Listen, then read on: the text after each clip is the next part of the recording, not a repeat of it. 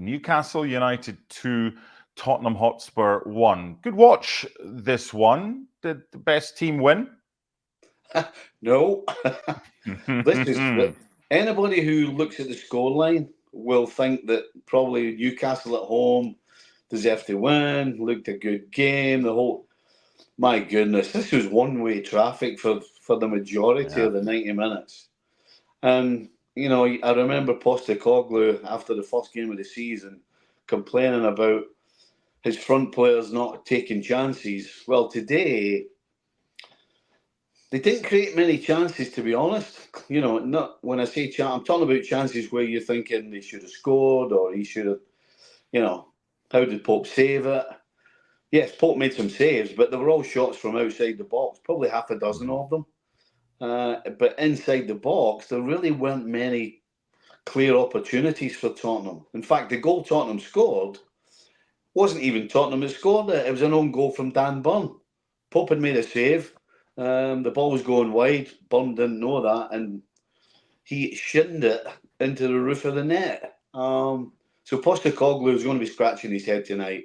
No question they missed Solanke because they really looked as though they needed somebody up front who just could pull something out of a hat or make a better run in order to get in a position to score. And so Postecoglou is going to go home again, complaining about having so much of the ball and not being able to put the ball in the back of the net. Yeah, he did say in his press conference if it was a must-win end of season, all on the line, that he would have pushed Solanke and he probably would have played. But with the international break, it wasn't worth the risk, and he should be fit again after that. So without that threat, Spurs had to rely on others. They did so. I think Maddison started the season pretty well, but they went a goal down. Now, Harvey Barnes, it's a good goal. The interesting thing from a Newcastle perspective, to fit Harvey Barnes in, you're playing him on the left. That means Anthony Gordon playing on the right. So talk to me about the goal, what you liked about it. And also, is Anthony Gordon's threat a little bit less when he plays on the right? Well, yes, I think Anthony Gordon on the right definitely isn't. Certainly today on today's show, found it a little harder. I would have to say, though, that, listen, the goal from Barnes is beautifully taken. You know, he just picks his spot and sticks it home. But the truth is, Newcastle were absolutely 100% at home, incredibly, playing a counter-attacking game. You know, I was trying to figure out watching this game whether it was Tottenham were just forcing them back or whether Newcastle were actually playing a counter-attacking game.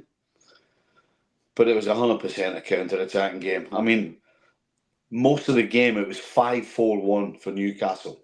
Now, if that doesn't say counter-attack, keep it tight, I don't know what does. And the fact that Newcastle win this game is only down to the fact that, yes, they took a couple of chances. Isak with the second one, you know, a great break from Murphy.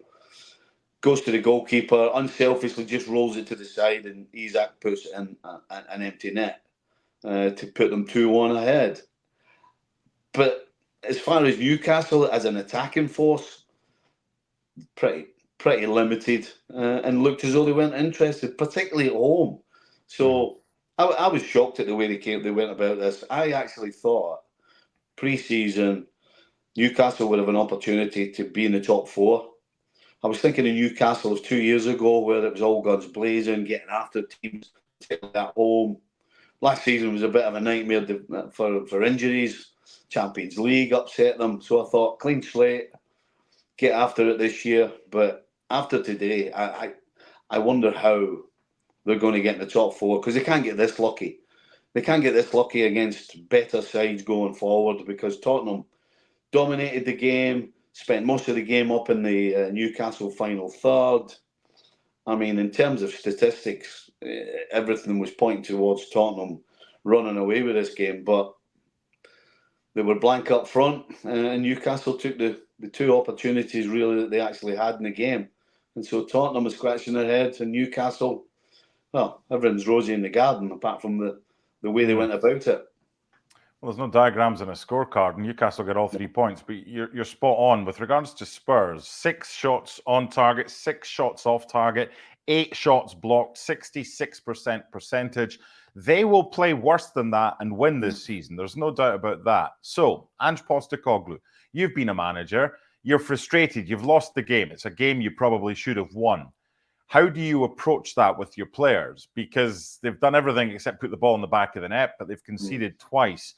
So what do you do with the international break coming up as far as approaching how you deal with the players when they get back? Lots of finishing, lots of little drills in the final third, lots of little drills with a lot of movement in it. Unfortunately, Mark, there's one problem. He's probably not going to have any of his players there because they're all going to be away and they're all going to turn up 2 days before the next game.